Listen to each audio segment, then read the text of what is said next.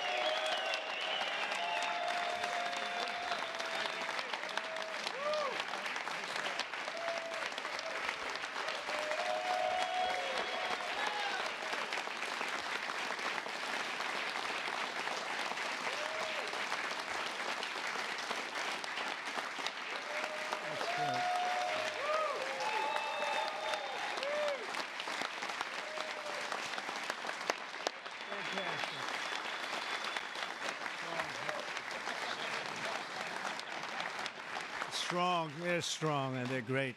These are great people, and thank you very much. This is a very important day to me because we're bringing back an industry that was abandoned, despite the fact that it was just about the best, certainly the best in terms of power, real power. And I'm very honored to be doing this. Other countries went to beautiful, clean coal, and they've stayed there for many years, like China. China's opening 2 plants every week. Germany went green, very green. They went so green they almost went out of business. Germany was finished. They went to wind. The wind wasn't blowing too much.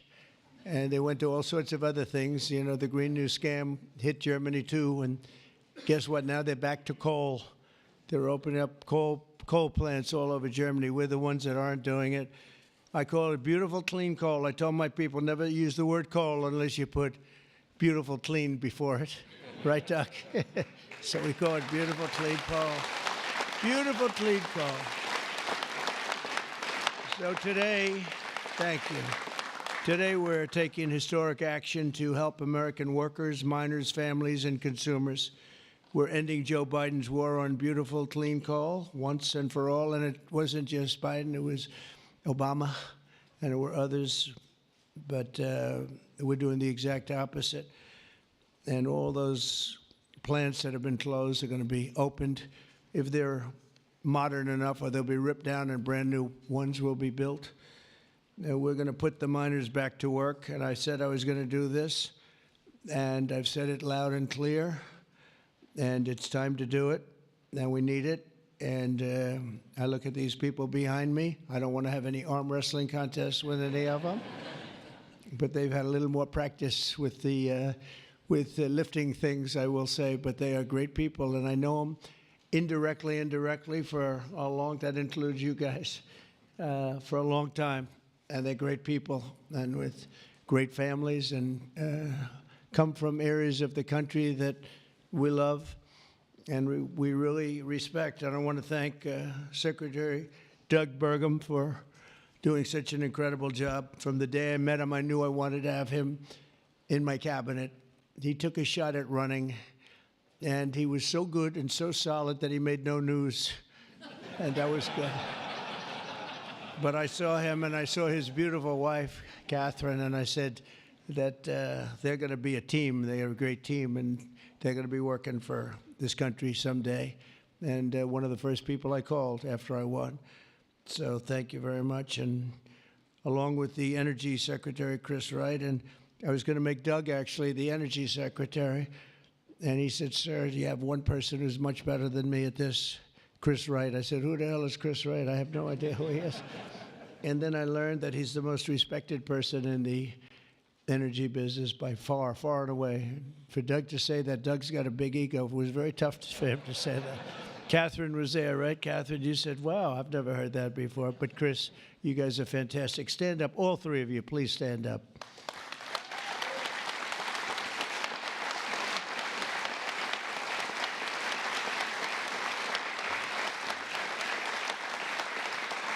Right. Okay, that's a great team. It's no better team than that. And they're going to produce energy the likes of which nobody's seen before. You know, we need to do the AI, all of this new technology that's coming online. We need more than double the energy, the electricity that we currently have. You take all of the electricity in the country right now for houses, for buildings, for everything. We need to more than double it to be number one. We're now way ahead of everybody at AI. China's in second place, but way behind. And they're going to be producing a lot of energy and a lot of electricity for this. And so are we, and we're going to get approvals very fast. And I would say the man that's almost comparable to you in terms of the importance to this, maybe he's even more comparable, I hate to tell you, a guy named Lee Zeldin, who's a friend of mine for a long time. He was a great...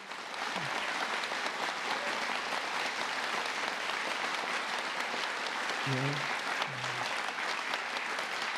Lee was a great lawyer, and he ran for office, and he won immediately. I gave him a very important endorsement. He won for Congress in an area that was unwinnable. He couldn't have, they were all saying, why is he wasting his time? That's Democrat territory. And I liked Lee and knew Lee, and he ended up winning a seat in a massive upset. Nobody knew what happened, actually, and then he was there for a long time. How many years were you there? 8 years. Was very popular, and then he almost ran. He almost won the governorship of New York, which is lost by a few points, which was an amazing run. And I said, we got to get you in with us in some form, and we did. And he's head of the environmental agency, EPA, and doing a great job. And I said, if we have a nuclear power plant, Lee, can you get it approved in less than a month? He said, what? He said, I'll do it faster.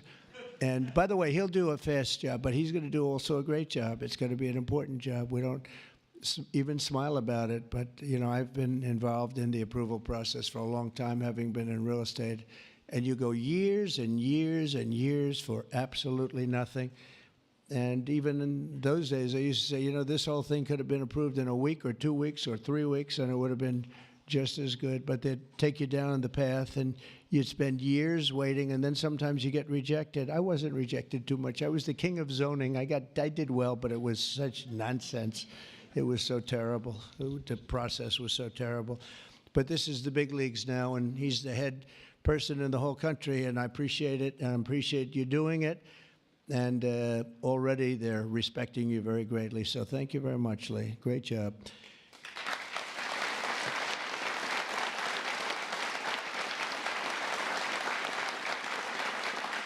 So we have a lot of senators and congressmen and women, and I'm going to just introduce the ones that I see here because you know, it's always a problem when I do this because I leave 1 or 2 out, and that's the end. I never get their vote again. I never get their vote. It takes years to recover, but we'll give it a shot because Senator John Barrasso, who's my friend and a great gentleman. Thank you very much, John, for being here.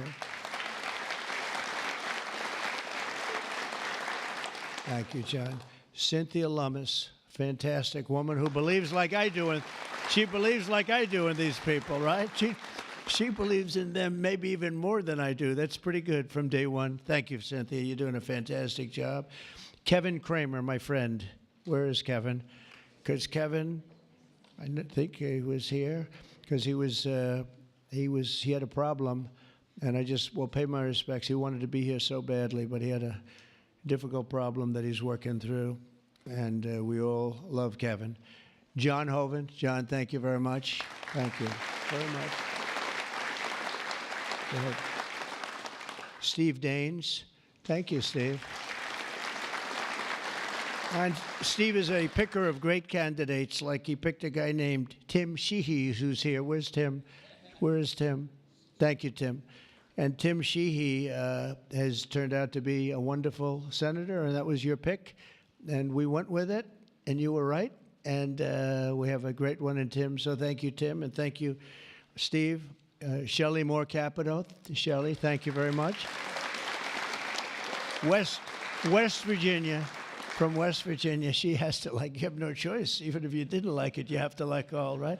But they were doing a number on you. They were doing a number on you with the coal stuff, and you have not only coal, but you have among the best coal anywhere in the world. So thank you very much. A friend of mine for a long time, I'm the one that got him to change his religion in a sense. He changed the party. He went from a Democrat. I said, Jim, you're not a Democrat. But he changed to Republican. He's one of the most popular Republicans and one of the most popular political leaders in the country, Jim Justice. I call him Big Jim. Big Jim Justice. Good. You look good, Jim.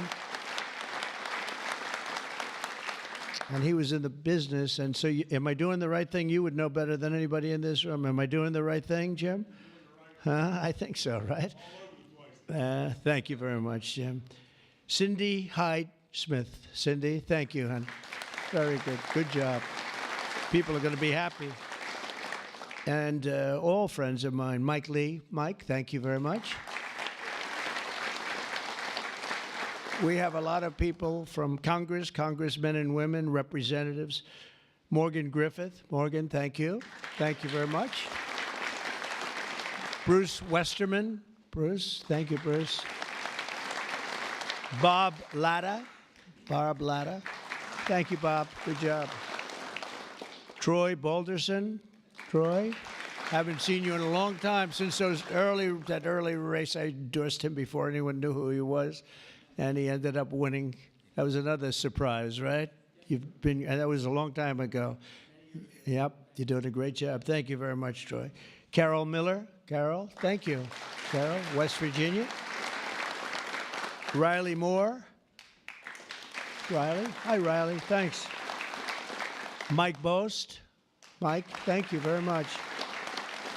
Troy Downing. Troy, thank you. Oh, he has something. What is it, coal? Is there coal in that bag? Huh? Even better, it's clean coal. I like it. I'll take it right now. Thank you very much. Hal Rogers. Hal, thank you. Thank you, Hal. Andy Barr. Thank you, Andy. Good luck with everything. I hear good things. Troy Downing. Troy, thank you. Thank you. Thank you. Thank you very much, Troy. Hal Rogers. Oops. Harriet Hageman.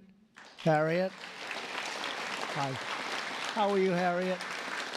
We just left Harriet. This is one of the finest attorneys you will ever see. I have seen her in action, and she is brutal. I never want her against me, that I can tell you. Dan Muser. Dan. Thank you, Dan. Thanks, Dan. Good job you're doing. Wesley Hunt, my friend, too. Wesley, great. I love your commercial. Pete Stauber. Pete, thank you, Pete.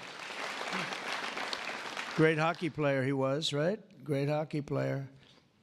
And a great gentleman just broke the record of Wayne Gretzky. The great one is Wayne Gretzky, but we have another great one, too, huh? Just broke the record. It was great. Governor Greg Gianforte. Greg.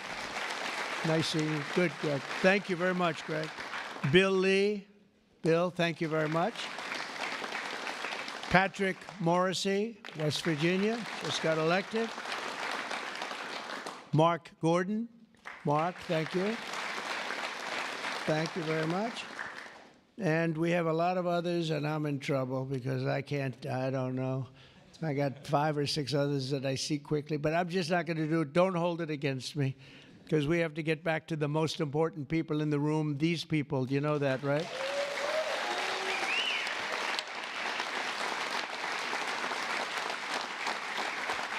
So the energy workers and the coal miners in the area that I'm standing on, and that's a lot of weight on this platform, so I don't know what's going to happen.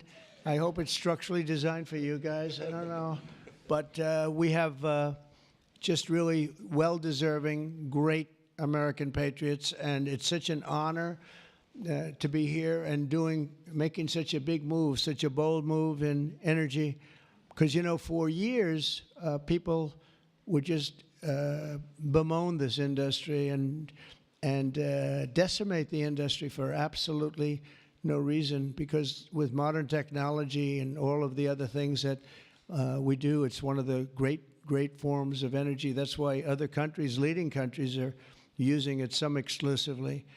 For 4 long years, Joe Biden and congressional Democrats tried to abolish the American coal industry. They did everything in their power while he was awake, which wasn't much, shutting down dozens of coal plants, banning coal leases on federal lands, and putting thousands and thousands of coal miners out of work, destroying their lives, actually, destroying their lives. I'll never forget when I went to West Virginia, which I won by 48 points, I think, right? Big Jim, I won by 48 points. But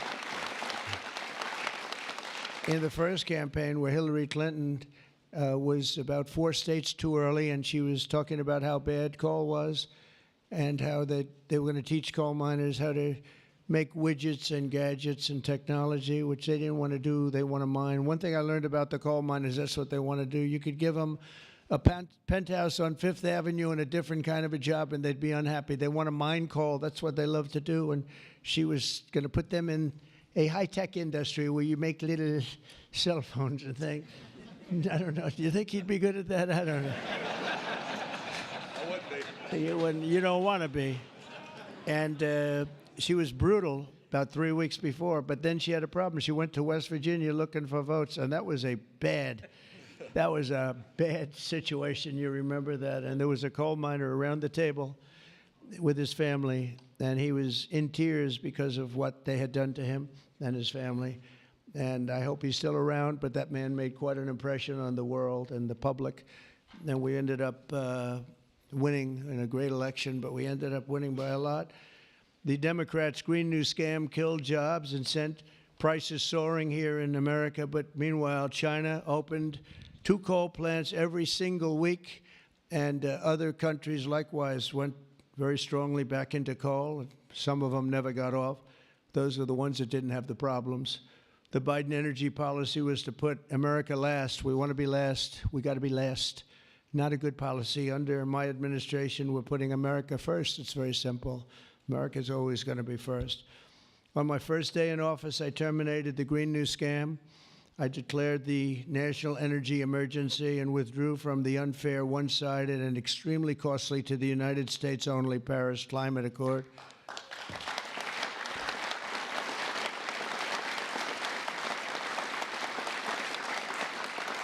You know, under the Paris Climate Accord, we had a terrible situation. We would have paid over $1 trillion. Think of it, over $1 trillion. And Russia was paying almost nothing. Russia had a 1992 standard. China was paying nothing. China didn't kick in until 2035. This was 5 years ago. So they didn't kick in for many years. India had no standard whatsoever. But we had the highest standard you could imagine, and we had to start paying from day one, and we had to pay lots of money. We paid for everything. So I was not a big fan of the Paris Accord, and I let it be known, and I got out of it early. Then they went back into it, and now we get back out of it. And hopefully we can be there for a long time, okay? A long time, because it was a scam to take money away from the United States and actually hurt us very badly with coal and with other things. Now, under the executive order that I will sign in a few moments, we're slashing unnecessary regulations that targeted the beautiful clean coal. We will rapidly expedite leases for coal mining on federal lands, and these 2 gentlemen are going to do a real job of it. You've already started. And we'll streamline permitting. We will end the government bias against coal, and we're going to unlock the sweeping authorities of Defense Production Act, the Defense Production Act, to turbocharge coal mining in America. They made it impossible. You actually, I know a friend of mine has a plant. He said, you know, it's a shame. I'm ripping it down and I'm replacing it with another form of energy. I won't tell you because it's also very good, but it's not as powerful as this. He said, you know, the plant I'm building, the new plant, is literally half as good. It's no less, you know, it's not probably even as good environmentally, but he said it produced half the power for more money, much more money. It'll never compete with that beautiful plant I have down the road, which was really a modernized coal plant. Well, he'll be happy to know that he can open that plant up very quickly, and it's going to produce a lot. But he was complaining. He said, this is so much better. He wasn't doing that as politicking me. He was doing that because That's what he felt. And he knew every form of energy. We talked about that. He knew every form of energy. But our government is going to do something that's very different. And I don't think even you two know about this. This was my idea from about 15 minutes before I got up here. We're going to guarantee that we have a strong business for many years to come, that your coal companies and your miners don't get all excited about their jobs, and then should a radical left liberal become president, they end the business right away, and somebody's built a plant and spent hundreds of millions of dollars in building a plant, and the plant is going to be closed because a Democrat got in or a liberal got in. They're opposed to coal, and Republicans are very much for it. Clean coal. And we're going to give a guarantee that the business will not be terminated by the ups and downs of the world of politics. So should somebody come in to this very important office and say, oh, well, you spent hundreds of millions of dollars and you guys have given up your life because you want to be in coal, and then all of a sudden you don't have a life anymore because it's what you know the best, that's not going to happen. We're going to give a guarantee that it's not going to happen, so that if somebody comes in, they cannot change it at a whim. They cannot just going to go, they're going to have to go through hell to close you up. All right, so that's pretty good. We're going to give that in the form of a guarantee that we're writing on right now structurally and from a legal standpoint. So your investments are going to also be protected.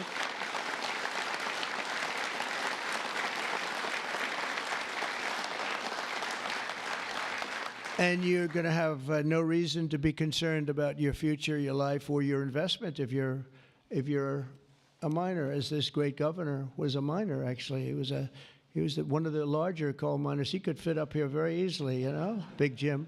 But he was a great success, but they were very, very tough on him. And he did a beautiful job with a beautiful product. Already under our leadership, the Department of Interior has approved the expansion of the Spring Creek mine in Montana, supporting 280 coal mining jobs and unlocking over 40 million tons of coal. And there's more to come. Spring Creek, big one. And there's more to come in the states of Wyoming, Alabama, Utah, North Dakota, and many others. West Virginia, I can't believe they didn't put West Virginia down. It's lucky I mentioned that, right? Can you imagine if I didn't mention West Virginia? I would have been in big trouble. They didn't mark it down here. It's good to have a president like that that can pick that up, right? You think Joe Biden would have picked that up? I don't think so. Gee, they didn't mention West Virginia. I don't think so. I don't think he'd be standing up here either. The value of untapped coal in our country is 100 times greater than the value of all the gold at Fort Knox.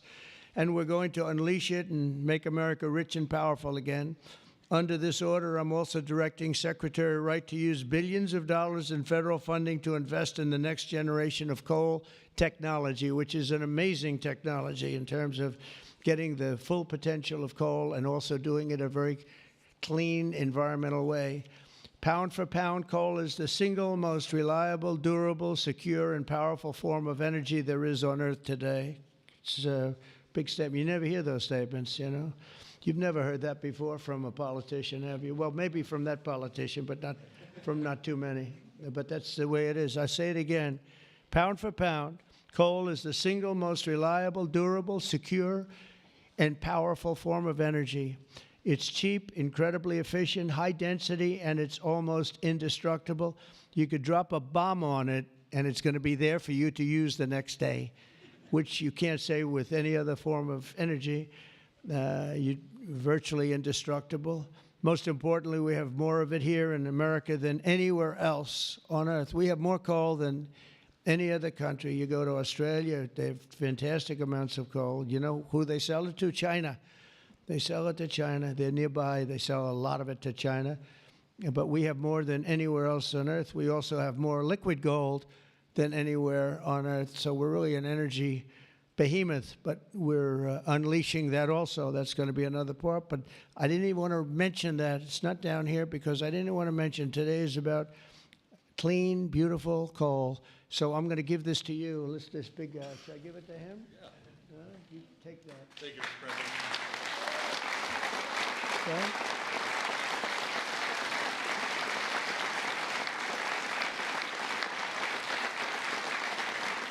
For example, we believe it's possible to extract enormous amounts of critical minerals and rare earths, which you know we need for technology and high technology in the process of coal mining, making in America the mineral superpower of the world, actually.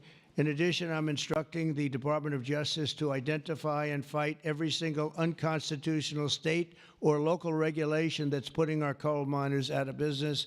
And we are withdrawing all of those objections from our government today. It's all being withdrawn. So all of you people that have been fighting for your lives, we are withdrawing all of that today. We have excellent lawyers, excellent. Have you noticed that lots of law firms have been signing up with Trump? $100 million, another $100 million for damages that they've done. But they give you $100 million and then they announce that, but we have done nothing wrong. And I agree, they've done nothing wrong. But what the hell? They give me a lot of money considering they've done nothing wrong. And we'll use some of those people, some of those great firms. They are great firms, too. They just had a bad moment. But we're going to use some of those firms to work with you on your leasing and your other things. And they'll do a great job. I think they're going to do a fantastic job. And for those of you that want to know the tariffs, you've been hearing about tariffs, we're taking in almost $2 billion a day in tariffs. $2 billion a day. And we're doing very well.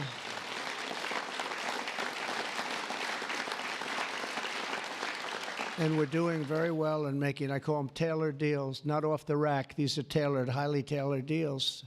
Right now, Japan is flying here to make a deal. South Korea is flying here to make a deal, and others are flying here. I mean, my only problem is I'm not sure I have enough. We're going to have to use those great law firms, I think, to help us with that. But we're going to probably do that, actually. We're going to use them, and we're getting them for the right price because we need a lot of talent. We have a lot of countries coming in. They want to make deals. If I told them about making those deals 2 years ago or 3 years ago or 5 years ago, they'd be laughing at us. Now they're all signing up. Mike, you know that.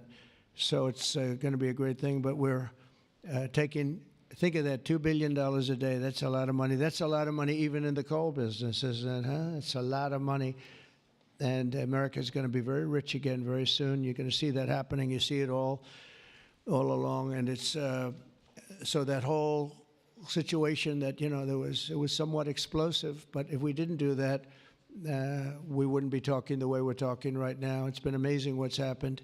Sometimes you have to mix it up a little bit, but we've had great consideration. We've had talks with many, many countries, over 70. They all want to come in. Our problem is can't see that many that fast. But we don't have to because, as you know, the tariffs are on and the money is pouring in at a level that we've never seen before. And it's going to be great for us. It's going to be great for other countries. We've been ripped off and abused by countries for many years with the tariff situation. They've used tariffs against us. We didn't use tariffs against them or in any way. I mean, we just didn't use them of any monumental proportion.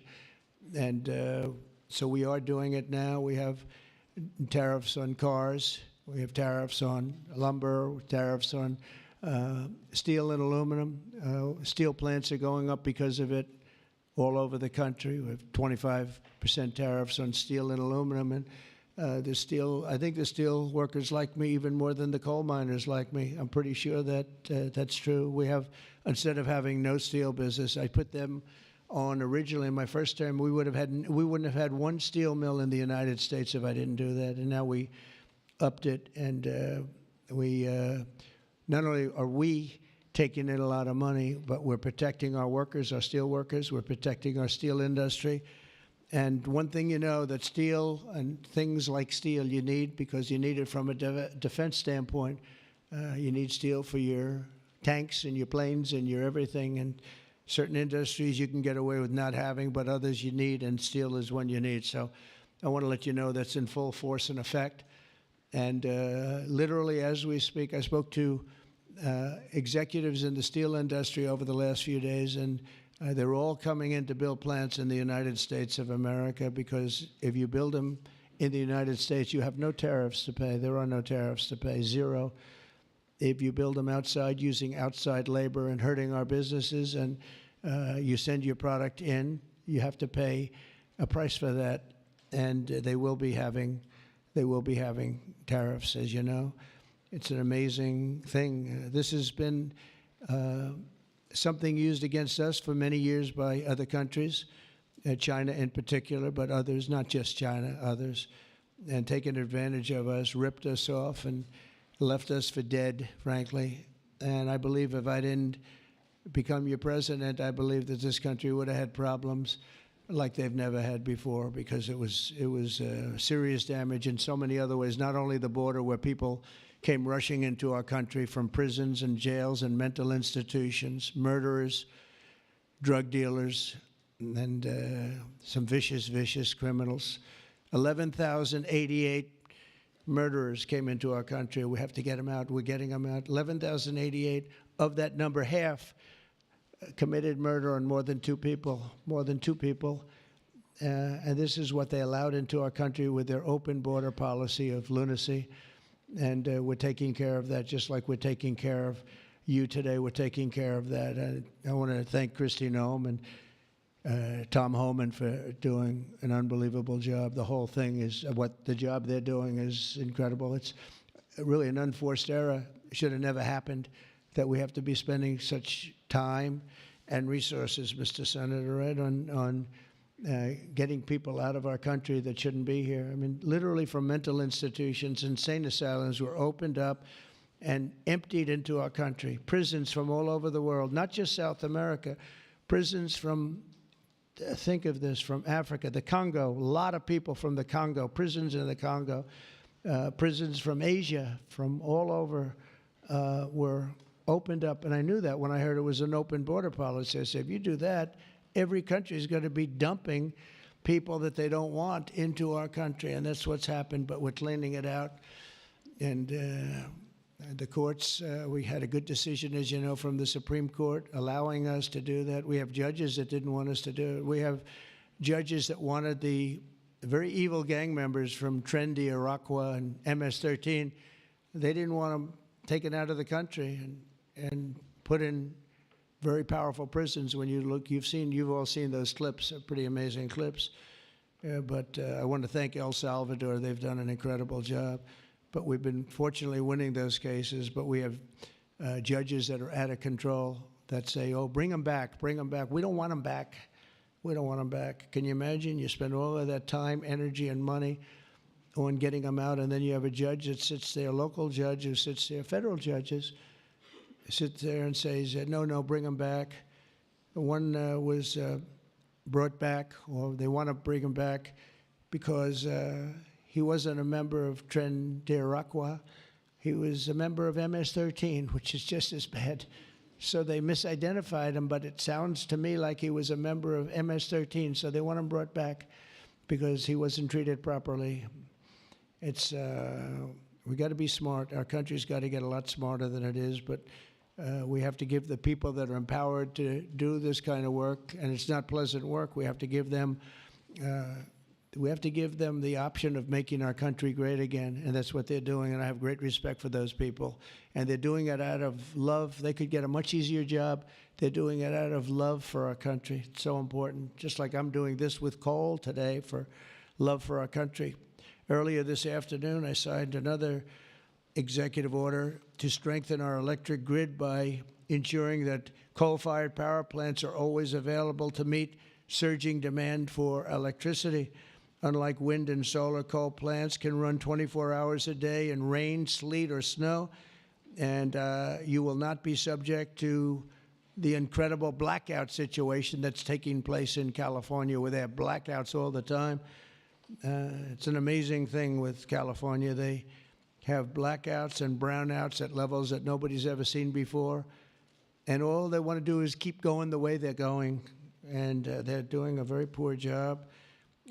As you probably heard, I released billions of gallons of water going in from upstate California, from the most northern parts of California. Probably comes in from Canada to a certain extent. Thank you very much, Canada. We appreciate it. And I released it. It was being sent out to the Pacific Ocean. I've been working on Gavin and some of the politicians for years, and they didn't want to do that because they were protecting a smelt, a fish that was perhaps in trouble, but it's not unique to that area. And because of that, you had numbers, you had fires. Nobody's ever seen anything like what happened. Think of what it would have been like if you had fire hydrants that had water in them, if you had sprinkler systems in houses. A lot of these luxury houses where they had beautiful sprinkler systems, there was no water. They had no water to put out the fires. Water is very good for putting out fires, you know. They just didn't learn it. But we now have millions of gallons, billions actually, they say, of gallons of water pouring into California from the Pacific Northwest, I guess they would say, mostly Pacific Northwest, but other parts of the northern sections of California and beyond.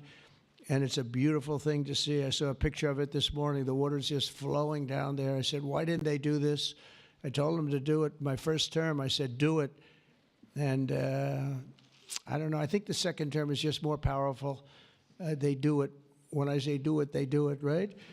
And we actually had to do some pretty strong things to get them to open it up. They had, think of this, they had all that water pouring out right into the Pacific. They had a big valve, like a giant valve as big as this room, and they turned the valve. Takes 1 day to turn it, and they face it toward the Pacific Ocean, and the water, all that was coming down, all millions and millions of gallons coming down, they put it into the Pacific Ocean, which for the Pacific Ocean is like a drop of water. But for California, it would have been unbelievable. So we did it. I'm very proud of the fact that we did it. We did that against a lot of heat and a lot of environmental nonsense. From now on, we'll ensure that our nation's critically needed coal plants, as an example, remain online and fully operational. They're always going to be operational. And again, we're going to have guarantees that government cannot close them down, close you down, and destroy your lives. To that end, I'm also instructing Secretary Wright to save the Cholla coal plant in Arizona, big plant, which has been slated for destruction. We're going to keep those coal miners on the job. Going to tell them to just remain calm, because we're going to have that plant opening and burning the clean coal, beautiful clean coal, in a very short period of time. You know all about that, right?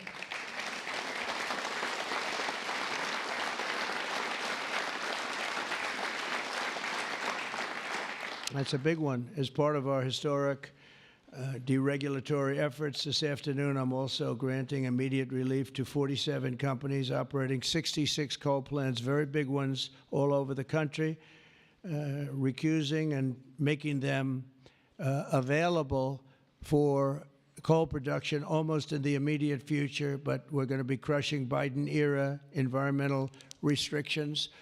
These are restrictions that made it impossible to do anything having to do, frankly, with energy, even beyond coal.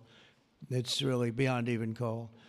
We have clean air, we have clean water, and now we have clean coal. And at the same time, we're gonna do other things and with other forms of technology and also energy, like our country has never really seen before and never been known to do before, because of all sorts of restrictions having to do with the Green New Scam, which, by the way, was devised by somebody that never even studied. You know that? They never even studied anything to do with the environment. It was a young congresswoman. She came up with the idea. And based on that, I guess we only have, well, actually, we should have all been gone, because they gave us only a few years left on Earth, right? Right, Greg? We were going to be gone. We're all going to be gone. The environment, no. What they have to worry about is the nuclear heat. They don't have to worry about environmental heat. They have to worry about nuclear heat. And if we're smart, we're working on that right now with others having to do with Iran and some other countries. But that's the heat you're going to have to worry about. You don't have to worry about the Air is getting warmer. The ocean will rise 1/4 of an inch within the next 500 to 600 years, giving you a little bit more waterfront property. They say this is going to, these guys can handle that. The nuclear we have a bigger problem with, right? So we're going to make sure that that's safe. We're going to make sure that that's safe. With us today are some of the amazing workers who will benefit from these policies, the policies that we're doing and so proud of doing, including Jeff Crow, a miner from West Virginia. Jeff, would you come up and say a few words? Jeff, come on up here, Jeff.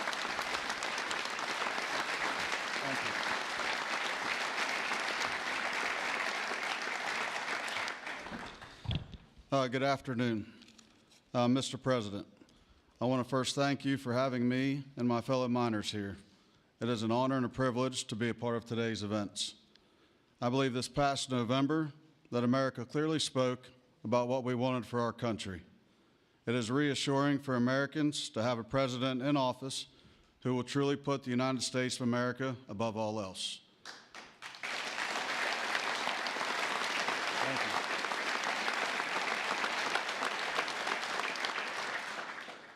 With putting America first, you have spoken numerous times about energy independence. I believe most don't understand the importance of that. Coal is one of the major factors in energy independence and accounts for a large portion of America's energy. Coal is one of the most reliable and cheapest forms of electricity. For too long, coal has been a dirty word that most are afraid to speak about. Most of those that would speak negatively about coal do so from an uneducated standpoint. Many are unaware of the engineering and technology that are used in today's mining to create a clean, energy-efficient product. All of this is done while using the safest practices in the industry. Speaking for West Virginia, coal provides approximately 50,000 jobs for those that work in the mines and the businesses that support them. It also accounts for over 50% of West Virginia's export product. To name a few, we employ engineers, teachers, physical therapists, accountants, truck drivers, high school and college graduates. All of these occupations and graduates have turned to the coal industry to provide a better way of life for them and their families. Everyone in our industry works long hours and days to provide a reliable energy product, and too many times it goes unnoticed. I've personally worked in the industry for 23 years. I choose to do this daily to provide my wife and children with the life that they deserve. Prior administrations have done all they could to eliminate the coal industry. Sorry, one second, I'm getting there. In my opinion, they have done so with an unethical and uneducated approach. But we are still strong, we are still here, and we are still needed in order to make America great again.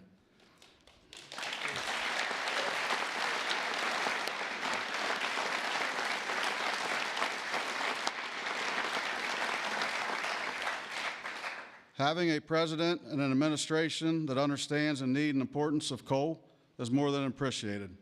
It gives the industry a form of reassurance to know that we have a president in place that supports us. From my family to the over 3,000 employees of ACNR, and for the coal companies, miners, and businesses throughout our great country that rely on the coal industry, we say thank you for your continued support.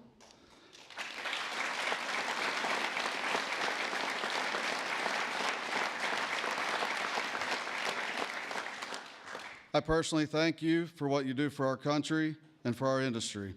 It has been my pleasure to be here today to help you usher in the golden age of America. That's good. Thank you. Thank you. Thank you. Appreciate that. Thank you.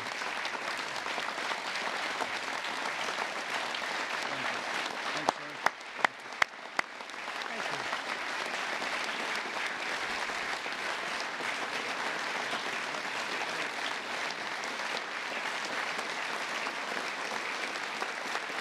You did a good job.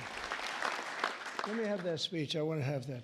Yes, sir. I had a couple of good lines in there when I came up. No, actually, what I want to do, I'm going to sign it for you because I mean, he worked hard. Look at it, and look how good his eyes must be to read that. I lost it once. And hopefully you can sell it tonight for a lot of money. Yes, sir. I'll keep that one.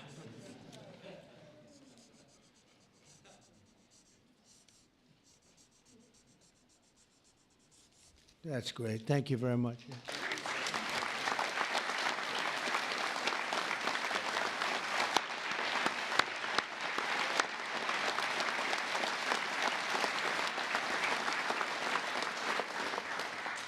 Thank you very much, Jeff. And also with us is Tony Campbell of the East Kentucky Power Cooperative. And Tony's quite a gentleman and very respected in the industry. Come on up, Tony. Thank you.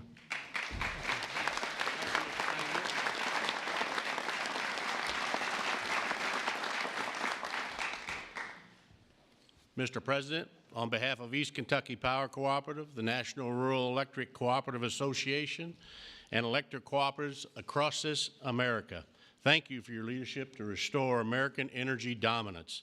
Electric co-ops keep the lights on for 42 million Americans across 56% of the land mass. We are owned by the communities and businesses we serve and provide electricity to growing communities, new data centers, and manufacturing plants. Mr. President, electric co-ops are powering America, and we are proud to partner with you and your administration to power America into the future.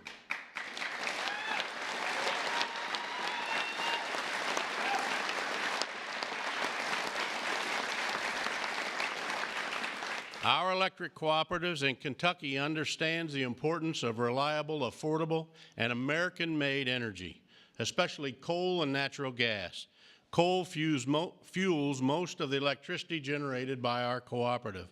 America must keep coal plants open and running to ensure reliable electricity when we need it most. To meet growing demand over the next decade and ensure fuel security, America will need more always available electric generation power, such as coal. And we want to recognize the hardworking American men, women that support our mission. To all America's line workers, our coal miners, thank you for your dedicated service to our country.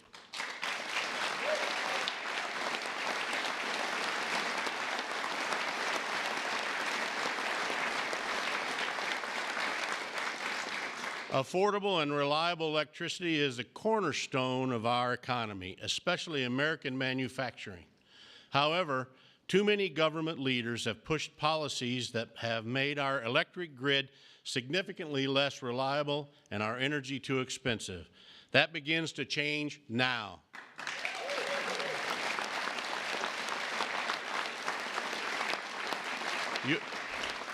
Your actions today will prevent the premature closing of essential power plants and help us meet tomorrow's energy needs. And they will help us continue to deliver reliable, safe, and affordable electricity. Mr. President, thank you in particular for providing immediate, much-needed relief from the Biden EPA regulations that would force the shutdown of critical coal units.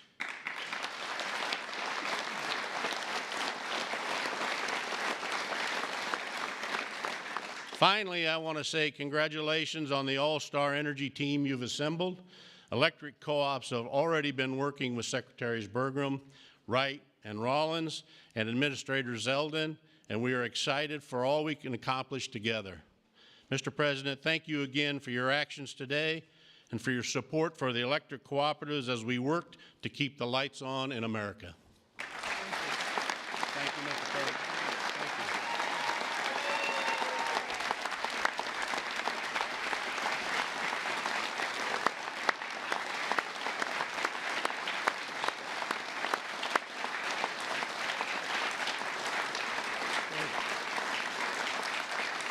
Thank you, Tony.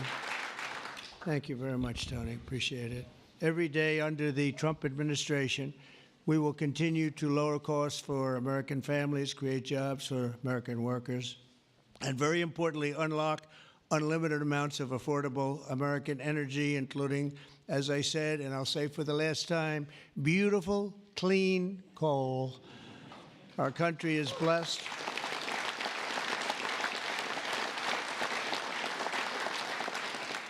Our country is blessed with the most abundant natural resources on earth, as nobody has what we have. And we're going to use it, too. We're going to use it in a very responsible way. Together, we're going to tap that magnificent potential to give our people the glorious future that they deserve, better than they've ever had in the past. I mean, they had a good future. A little, if you look 20 years ago, they thought they had a good future, and it was ripped away from them, torn away from them with nonsense. And we're not going to let that happen. This is going to be a glorious future for them. And I want to thank everybody for being here. And I want to thank you and you and you and that whole group and our senators, by the way, and our great congressmen and women for being here in such a large number, because you've been helping us make these decisions. These are big decisions, and this is a really big one. And this is one that's going to be, I think we're going to look back and with great pride at what we've done today, not just in putting people to work, but at really reawakening our country. And thank you very much, and thank you all for being here. Thank you very much. Thank you very much.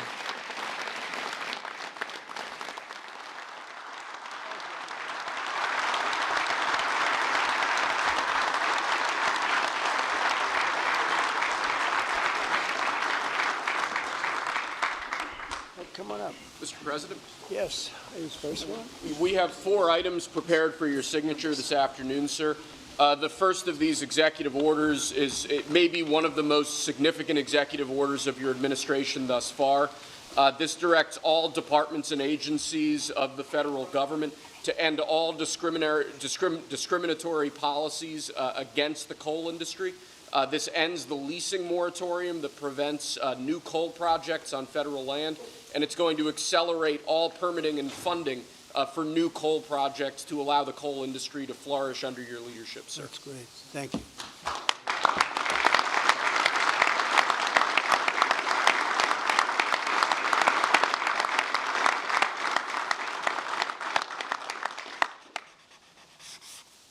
Okay.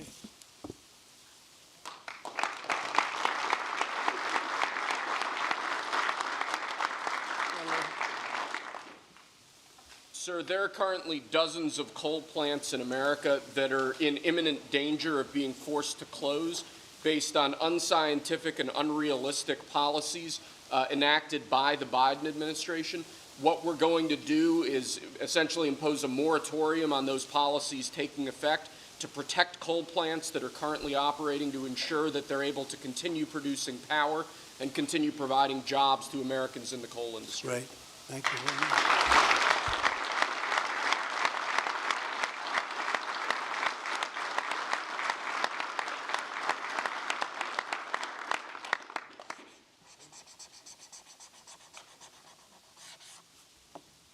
Okay.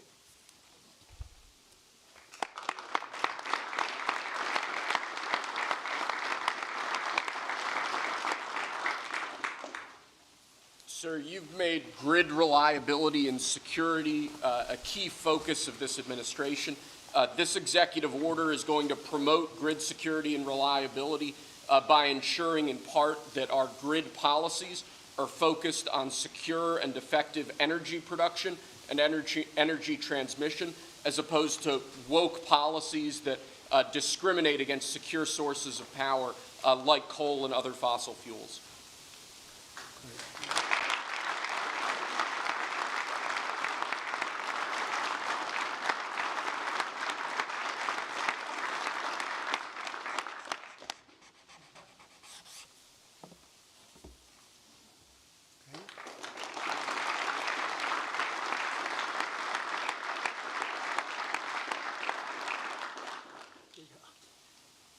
Lastly, sir, one of the biggest problems we have in this space is Democrat states, radical leftist states, enacting policies and enacting an agenda that discriminates against coal, against secure sources of energy.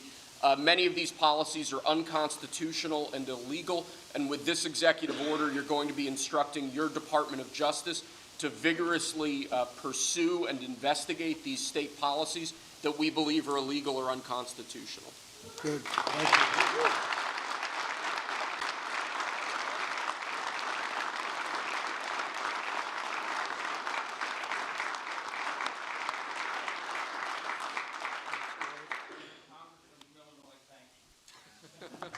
Thank you. Thank you very much. Great job.